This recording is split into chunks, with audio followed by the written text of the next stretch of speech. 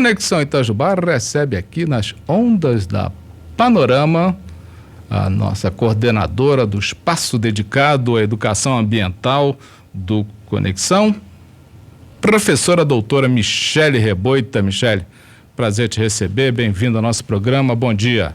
Bom dia e bom dia, nossos ouvintes. Michele, vamos aí ao ponto que as donas de casa estão preocupadas, quem viaja também muito preocupado, estradas com problemas, essas coisas todas, e a pergunta é direta: que horas vai parar? Eu não vou nem perguntar que dia, que horas vai parar de chover? Gente, o mês de fevereiro está bem complicado. As donas de casa devem aproveitar os períodos do dia entre, meados da manhã, quando dá uma paradinha na chuva, para colocar a roupa no varal, porque o mês de fevereiro promete.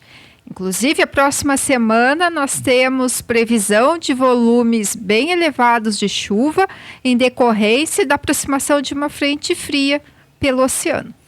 Peraí, então significa que vai chover mais do que está chovendo agora, é isso? Isso. Nesses últimos dias, a gente teve por volta aí de 10 milímetros. Foi oscilando 8 milímetros num dia, 7 no outro. Mas para a semana que vem, na terça e na quarta, a gente está esperando volumes mais elevados. Aí da ordem de 30 até um pouquinho mais. Mas isso já é certo? Já está... A gente está acompanhando a previsão, né? Eu não posso dizer 100% de certeza, mas é com uma grande chance. Quanto? Vamos jogar aí uns 90%. Porque não é 100, é 90%. Quase, gente, é quase. Porque não posso afirmar 100%, né?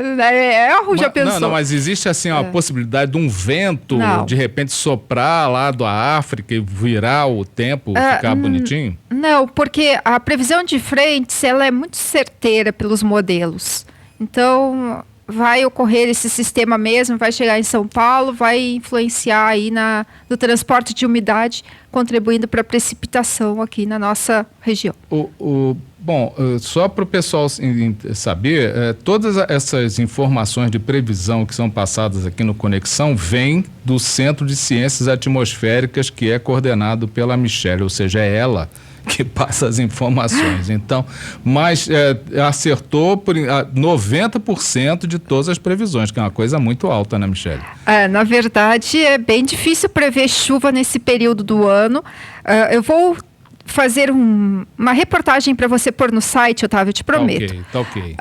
Sobre a explicação, como que os modelos fazem a previsão de chuva, para os nossos ouvintes entenderem melhor como é difícil acertar esses valores. Então, quando a gente coloca lá 10 e deu 7, eu já fico super feliz, porque é uma estimativa bem boa. 10 é a precipitação. Estou dizendo 10 milímetros de chuva. Se der 7, já está com... Está no lucro. Nossa, muito grande. Nós temos publicado todos os dias um informativo, previsão do tempo e monitoramento do Sapucaí, para as pessoas poderem acompanhar quem fica preocupado, quem tem essa preocupação, e todos devem ter, com o nível do rio. Então, no último boletim, você clicando no banner, onde está o gráfico do monitoramento do rio, você é lançado para a página da hidrologia da Unifei, então, que é do Centro de Ciências Meteorológicas, e lá você tem o mapa de momento. E nós tivemos aí, Michele, nos últimos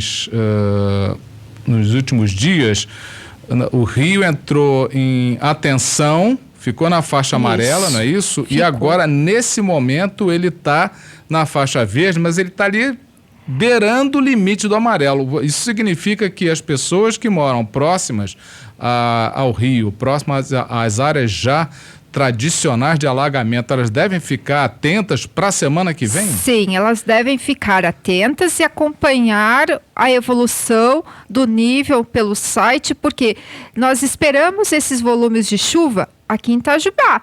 Porém, também vai chover em outras regiões que a água acaba vindo para cá, né? Tem o escoamento. Então, tem que ficar em alerta, sim, principalmente terça, quarta-feira, gente.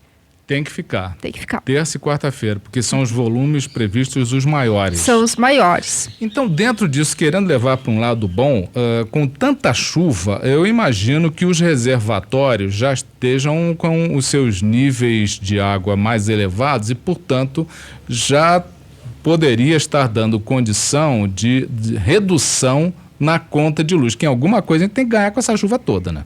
Puxa, Otávio, a notícia ainda não é boa, porque não é isso também. Não, também não é. O nível dos reservatórios, eles estão chegando aí pela capacidade. O nível é quanto que o reservatório pode ter de água. E eles estão, por exemplo, o de Furnas, com 58% da capacidade dele. Quer dizer que falta 42% para chegar ao máximo que ele pode conter.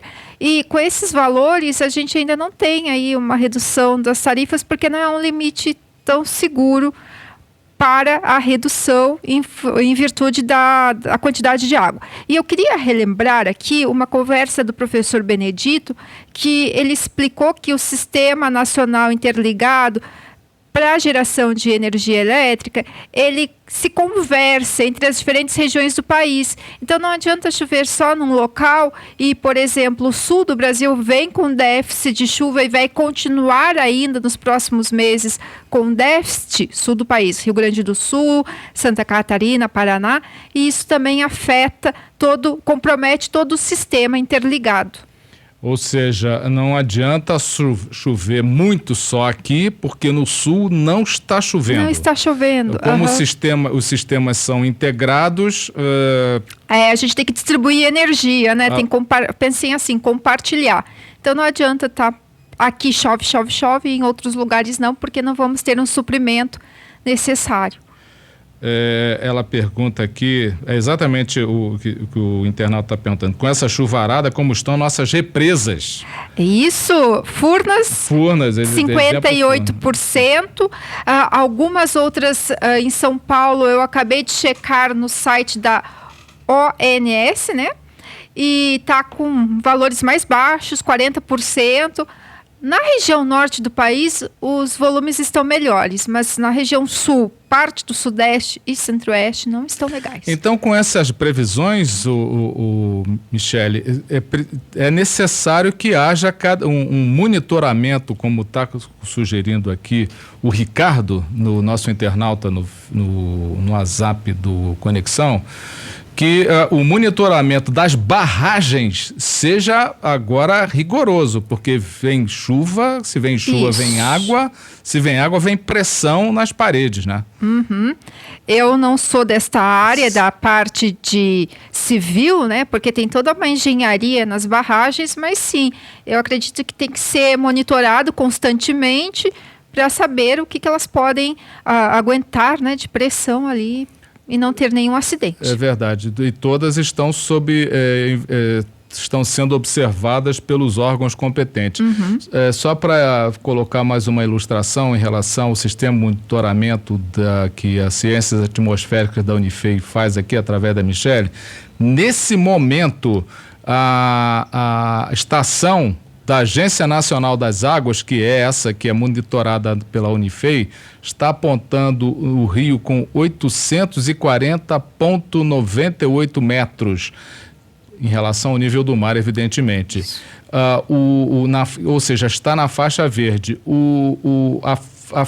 A migração para o nível de atenção é 841,5, é isso? Nossa, eu tenho que checar aqui, porque sempre me falha a memória. Já vou olhar para nós. Se não me engano, é isso, é 841 metros. 841,5 já dá o nível de atenção. Então, a gente está aí a 1 metro, mais ou menos, 1 metro e ainda para chegar lá, né? Um pouco menos do que isso.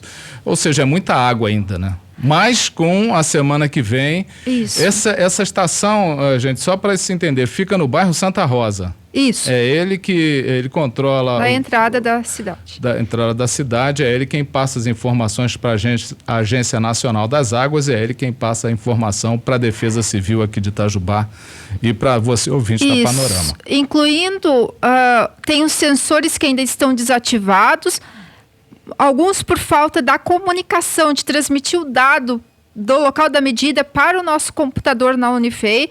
A gente vem trabalhando nisso E a ideia é ter 6 sensores passando as informações. Tanto é que já tem um mapa no site com a localização. Está aqui mostrando. Olha, vale a pena você... as pessoas interessadas em fazer esse acompanhamento, então é só escrever Meteorologia Unifei, pronto, hidrologia. Isso, e eu peço também que mandem as suas dúvidas para a gente deixar cada vez mais o site informativo, porque a gente vai colocando as informações e acha que está ok, que a pessoa vai entender, mas muitas vezes não é isso. Mas já tem bastante informação aqui, Michele. Já tem. Mas é sempre bom, é muito legal. Inclusive ele dá previsões das tendências do Rio. Isso é super, é um trabalho muito legal. Aliás, parabéns, né, Michele? Mando parabéns ao pessoal lá. E todos os dias de manhã, o Conexão, ele retransmite as informações que chegam do Centro de Ciências Atmosféricas, ele publica lá para você poder acompanhar, ficar na sua disponibilidade. Agora, Michele, só para encerrar, o que é que está causando tanta chuva? Isso é normal? Então, nos últimos dias, final de janeiro, foi um sistema que a gente chama ele de Zona de Convergência do Atlântico Sul, que quando a umidade do oceano vem para cá, junto com a umidade que está lá na Amazônia, se encontram nessa região. Isso favoreceu as chuvas do final de janeiro. Agora, para a próxima semana, vai acontecer um efeito similar. Por quê? Se a frente fria... Pessoal, o que é uma frente? A massa de ar mais frio lá de perto do sul da América do Sul se desloca, trazendo o ar mais frio. E a região de contatinho entre ar frio e quente é o que a gente chama de frente. Isso ajuda também a canalizar a umidade do interior do continente e do oceano. Então, tudo vai cair sobre a região sudeste, levando a esses elevados totais de chuva. Aí, eu vou sair dessa escala mais de hoje, amanhã, até a semana que vem, para um fenômeno que eu já comentei também, que é o fenômeno Laninha, que é quando as águas no Oceano Pacífico estão frias e esse fenômeno acaba dificultando o transporte de umidade, que deveria ir lá para o sul, levar um pouco de umidade para o sul, chuva não vai. Lá, né? Não vai. Por isso que o sul está seco, a umidade acaba vindo para cá. Isso é uma coisa impressionante, né? Aqui chovendo, Bahia ficou debaixo d'água, São Paulo com problema, gente morrendo e o sul seco. Então, grande parte em associação com o fenômeno Laninha. Isso é muito... Inclusive, uma das coisas que a gente está fazendo, né, Michele? O grupo da Michele, ela está mandando artigos para procurar esclarecer essas questões muito interessantes. Ou seja, clima globalizado. Exatamente. Então, eu prometo para você, Otávio, que o meu próximo documento vai ser sobre as chuvas, como que os modelos fazem a previsão. Mas, diante disso tudo... Nós temos uma chuva aí para mais quanto tempo? Você já falou que semana que vem é problema, mas quanto tempo mais? Eu verifiquei inteiro? A tendência dos modelos, pelo menos para os próximos 15 dias. Dona de casa, aproveite os intervalos aí intermitentes sem chuva para colocar essa roupa no varal, porque vai continuar o tempo como hoje. A previsão em termos de clima, quando a gente sai do dia a dia e vê o mês todo, também é de ter mais chuva do que a gente espera. O mês de fevereiro, a gente tem aí 200 milímetros que normalmente chove em fevereiro. Esse ano vai ter os 200 e pode ter um pouquinho a mais ainda, porque vai ter essas chuvas aí contínuas. Então, chuva. Bom, então, mês de fevereiro praticamente todo de chuva. É. Olha que legal, né? Então tá aí, quem estava pensando... Quem está pensando em fazer viagem. E olha, a gente tem que imaginar essa situação toda. Não é, a Michele tem a preocupação com as roupas. Os engenheiros de rodovia estão com preocupação com as estradas. O pessoal da manutenção das prefeituras com as estradas rurais que estão desmanchando com esse tempo. Sim. E vamos torcer para que... Isso tem influência do homem?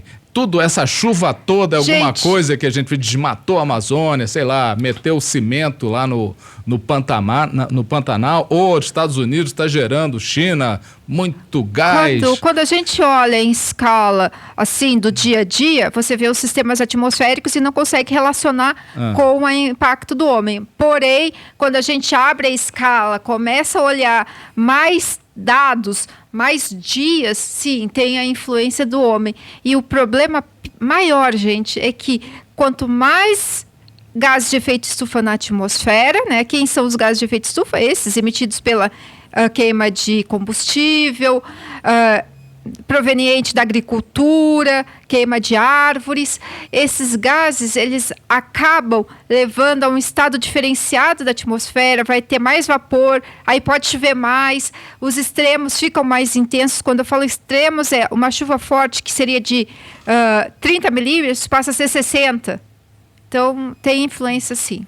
O Jorge aqui, que já foi coordenador da Defesa Civil, Jorge Tati, grande abraço. Ele pede para esclarecer 1 milímetro. 1 milímetro diz que é 1 litro de água por metro quadrado? Isso. Imagina. É isso mesmo? Vamos lá. Então, 40 milímetros são 40 litros de água num metro quadrado? É isso? Que é assim que a gente pode medir a chuva? Mas eu vou tentar esclarecer também de uma outra forma. Peguem em casa um copo e põem uma degradação, uma régua mesmo escolar dos seus filhos, que vocês têm. E deixem o copo fora, tomando a chuva, né, quando estiver ocorrendo esse fenômeno, e vocês vão verificar o que é 1 milímetro. É a lâmina de água que ficou retida ali. Sim. Então, isso você passa para essa escala maior. Olha, tá, é bom um macete doméstico, para você ter o seu índice pluviométrico em casa. Isso, você pode fazer com faça isso, legal. Um pluviômetro. Vou também passar isso para vocês. Boa, essa foi boa. Valeu, Jorge, pela ideia, mas é muita água. É muita água e 40 milímetros não vai ser fácil, não. Querida, muito obrigado, Michele, e espero vê-la daqui pelo menos uma semana ou daqui a 15 dias com boas notícias, por favor. Estou sempre disponível, Otávio, para vocês. Eu adoro estar aqui no programa, conversar, trocar informação, e pode contar. Quando você chamar, estarei aqui. Valeu. Michele, um grande abraço, um grande beijo. Manda um abraço para o Benedito, para a equipe do Ciência Atmosférica da Unifei, e até breve. Essa é a nossa coordenadora do Espaço Dedicado à Educação Ambiental, coordenadora do Centro de Ciências Atmosféricas da Unifei, pesquisadora do IRN, doutora Michele Reboita, participando do nosso programa aqui nas Ondas da Panorama.